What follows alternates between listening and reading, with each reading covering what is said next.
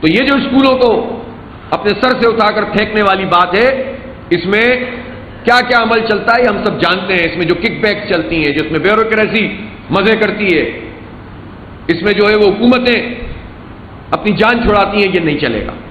آپ سے میں پوچھنا چاہتا ہوں کہ آپ اساتذہ بھی آپ کے یہاں پر موجود ہیں، مجھے پتہ چلا ہے. ہم ایک بڑی تحریک یہ لے کر چلنا چاہتے ہیں کہ اس پورے عمل سے حکومت کو روکیں. آپ لوگ اس کے لیے تیار ہیں؟ اسی طرح سے ہمارے وہ محکمے جن کو پہلے یہ خراب کرتے ہیں، یعنی اور پھر اس کے بعد انہیں ایسے پیش کرتے ہیں قوم کے سامنے کہ ان محکموں سے تو ہمیں بہت نقصان ہو رہا ہے، پی آئی اے سے نقصان ہو رہا ہے، ہمیں اسٹیل مل سے نقصان ہو رہا ہے. میں پوچھنا چاہتا ہوں پیپلز پارٹی اور نون لیگ سے اور پھر پی ٹی آئی سے بھی 3-3.5 سال چلے، ان کی بھی حکومت رہی ہے، لیکن یہ لوگ تو 35, 40, 50 سال سے حکومت کر رہے ہیں. تو یہ بتائیں کہ پاکستان اسٹیل اگر 2008 میں پروفیٹیبل ادارہ تھا تو وہ نقصان میں کیسے گیا؟ اس کو کون پکڑے گا؟ ان کرپٹ لوگوں کو کون لٹکائے گا؟ ان کو چھوڑ دو، کرپشن کرو، تمام اس کا را مٹیریل بیچ کے کھا جاؤ، مشینوں کو برباد کر دو اور پھر کہو کہ پرائیویٹائز ہونا چاہیے اس لیے کہ سرکار میں چل نہیں رہا. اور ظالموں، جب تم اتنا بیڑا غرق کر دیتے ہو تو کوئی خریدنے والا بھی نہیں ملتا. کتنے سال سے بجائے اس کے کہ اس میں انویسٹمنٹ کر کے اس کو کام کے قابل بناتے، اب اتنے سال سے پیسے لگائے چلے جا رہے ہیں. ملازمت تو اب اچھے خاصے لوگوں کی ختم ہو گئی ہے، اپنے پسند کے لوگوں کو لا کر اوپر کی مینجمنٹ میں بٹھایا ہوا ہے اور کروڑوں روپے جو ہے وہ اور اربوں روپے سال میں ان کی تنخواہوں کی مد میں جا رہے ہیں اور اسٹیل مل کچھ بھی نہیں کر رہی. اسی طرح پی آئی اے کا بیڑا غرق کر دیا. یہ بیڑا غرق کرنے والے کون لوگ ہیں؟ یہ بھی تو سامنے آنے چاہیے نا. ان کی تو آپس میں حکومت ہوتی ہے پی ڈی ایم کی، اور یہ مل کر آئینی ترمیم کر رہے ہوتے ہیں، یہ مل کر جو ہے وہ باجوہ کو ایکسٹینشن دے رہے ہوتے ہیں، یہ مل کر جو ہے وہ زینب کے حوالے سے جو بل آ رہا تھا بچیوں پہ زیادتی کا، سزائے موت کا، یہ سب مل کر اس کا تحفظ کرتے ہیں اور سزائے موت نہیں ہونے دیتے ان درندوں کو. یہ مل کر کھاتے ہیں، مل کر پیتے ہیں، بیڑا غرق کرتے ہیں ہمارے ملک کے اداروں کو، اور پھر کہتے ہیں یہ ادارے ہم پر بوجھ ہیں. آپ سب سے بڑا بوجھ ہے جو ہمارے سروں کے اوپر مسلط ہے، فارم 47 کی پیداوار. اس بوجھ کو انشاءاللہ قوم بھی اٹھا کر پھینکے گی اب بہت قریب انشاءاللہ. وہ بھی وقت آئے گا، اس کی بھی تیاری کیجیے آپ لوگ.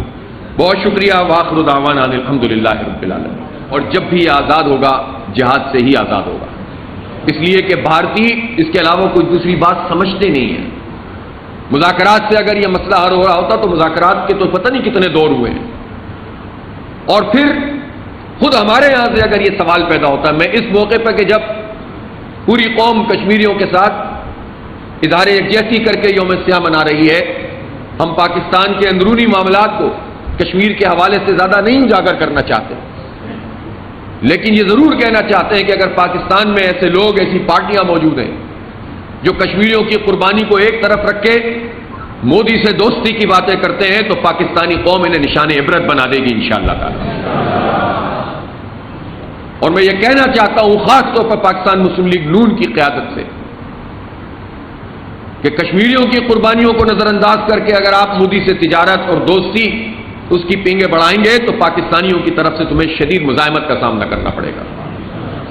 اور قوم سے جھوٹ مت بولو کہ کیا کریں، پڑوسیوں سے دوستی کرنی پڑتی ہے. اور ہم تو ابھی میاں صاحب نے فرمایا تھا، بڑے میاں صاحب نے، کہ میں تو جو ہوں مودی سے دوستی کا خواہاں ہوں، چاہتا ہوں کہ وہ آتے ملاقات ہوتی. ہم تو جو ہے وہ بات آگے بڑھانا چاہتے ہیں.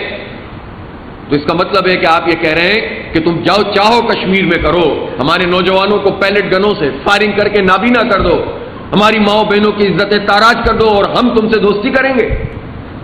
میاں صاحب یہ دوستی آپ افغانستان سے کیوں نہیں کرتے ہیں جو برادر اسلامی ملک ہے؟ اگر کوئی غلط فہمیاں ہیں یا کچھ اقدامات ایسے دونوں طرف سے ہو رہے ہیں اور اگر ان کی حکومت کی غلطی بھی ہیں تو بیٹھ کر بات کیجئے.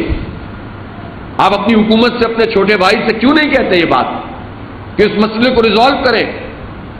آپ تو سب کچھ حاصل کر رہے ہیں اسٹیبلشمنٹ سے بھی، ساری مرضی کے قوانین ان کی اسٹیبلشمنٹ اور حکومت مل کر طے کر رہی ہے. عدلیہ پہ کس طرح قبضہ کرنا ہے سارے کام چل رہے ہیں.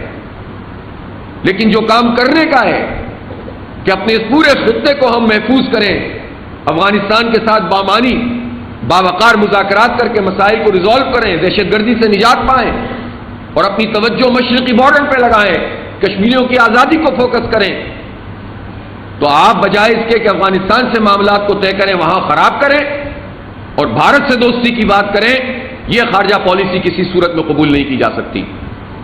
لہذا ہم نہ کسی سے غیر ضروری طور پر لڑنا چاہتے ہیں، نہ بھڑنا چاہتے ہیں، نہ جنگ چاہتے ہیں، لیکن ہم یہ واضح کرنا چاہتے ہیں کہ کشمیریوں کے خون کا سودا کسی کو نہیں کرنے دیں گے۔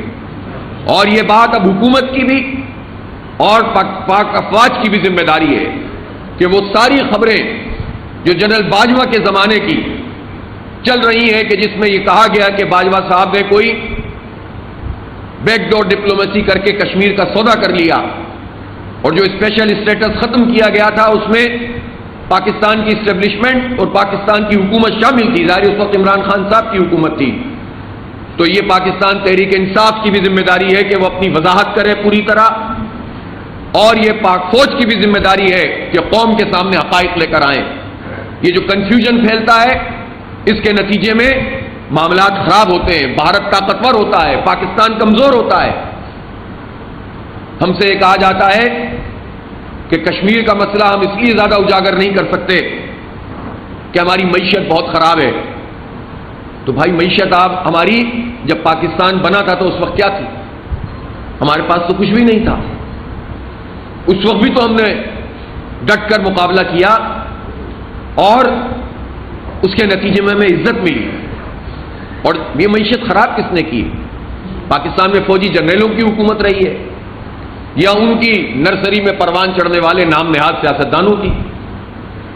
تو اگر معیشت خراب کی ہے تو انہی لوگوں نے کی ہے، انہی کے جونیئر پارٹنر بڑے بڑے جاگیردار وڈیرے ہیں، انہی کے جونیئر پارٹنر جو ہے وہ سسٹم کو چلانے والے وہ چند لوگ ہیں کہ جنہوں نے پورے نظام پر قبضہ کیا ہوا ہے۔ انہوں نے ہی ہمیں تعلیم سے محروم کیا، ہمارے بچوں کو 2,62,00,000 بچے آؤٹ آف اسکول ہیں جنہیں اسکول میں ہونا چاہیے اس عمر میں۔ انہوں نے ہی ہمیں سائنس اور ٹیکنالوجی سے محروم کیا ہے، انہوں نے ہی ہمیں دنیا کے تقاضوں سے ہم آہنگ نہیں ہونے دیا۔ دنیا کہاں جا رہی ہے؟ آرٹیفیشل انٹیلیجنس میں کہاں پہنچ رہی ہے؟ کیا وقت کے تقاضے ہیں؟ یہاں پر بنیادی تعلیم مہنگی، اور اس کے ساتھ ساتھ اگر کوئی آئی ٹی کے ایجوکیشن حاصل کرنا چاہتا ہے تو سرکار میں بھی مہنگی ہے، وہ پرائیویٹ سیکٹر میں تو غریب لوگ کہاں سے اور مڈل کلاس لوگ کہاں سے پڑھائیں اپنے بچوں کو؟ تعلیم سے یہ محروم کرتے ہیں، آئی پی پیز کے چنگل میں ہمیں یہ ڈالتے ہیں۔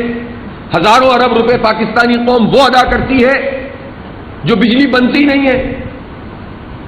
یہ زراعت کے پورے شعبے کو تباہ کرنے والے یہ لوگ ہیں، یہ چند لوگ جن کی حکومت یہاں پر 77 سال سے ہے اور پورے نظام پر ان کا قبضہ ہے، ہر پارٹی میں ان کے بندے ہوتے ہیں، ایک ہی خاندان ہوتا ہے، ایک نون میں ہوتا ہے، ایک پی ٹی آئی میں ہوتا ہے بندہ، ایک جو ہے پیپلز پارٹی میں ہوتا ہے، ایک فوج میں ہوتا ہے، ایک عدلیہ میں ہوتا ہے، ایک بیوروکریسی میں ہوتا ہے، اور پورے ریجن کے اوپر اپنے علاقے کے اوپر ان کا راج ہوتا ہے، اور اس طرح سے انہوں نے پوری سوسائٹی پہ قبضہ کیا ہوا ہے۔ تو معیشت کس نے خراب کی ہے؟